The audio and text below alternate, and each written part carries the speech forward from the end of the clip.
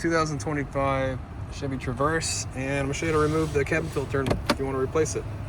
So we're going to need to remove this glove box door. First step is going to be to disconnect this damper here. Now if we look right here, there's a damper, or a stopper I mean, that stops the glove box from opening all the way on both sides. We're going to need to push the glove box in and get the stopper around the little hole that is sitting in, okay? And with these glove boxes, they can be pretty challenging, I think. They're made out of really stiff plastic now. So you might have to use a flathead screwdriver to come in here and pry it. So you're gonna pry it, or you can use your hand like I'm doing, and pull the glove box down. Once you get one side, then you're gonna have to go do the other side and hold some pressure on the corner here with like your elbow and push this around, okay? And once you get them around, you can lower the glove box, and the glove box will actually come off the hinges now. Once you get it low enough, it should come right off, all right? Now, it'll only come off if you get it low enough. It won't come off any other way. It's just the way these things are made.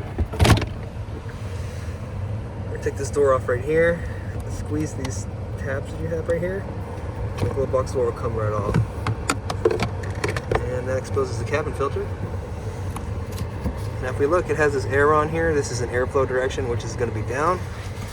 And we pull the filter out. Now this one's pretty new, so we're not replacing it today, but if you need one, there'll be a link down in the description box where you can pick one up. They're fairly cheap on Amazon, and I'll have the correct one for you there.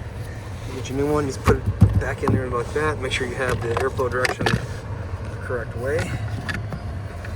And we're gonna put the left side in first, and then snap this guy in here. Reassembly is really easy. Line up the hinges.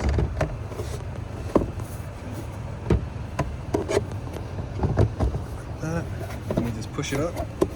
Okay, the glove box goes back where it needs to go. Get the damper, pull it back down, snap it back on.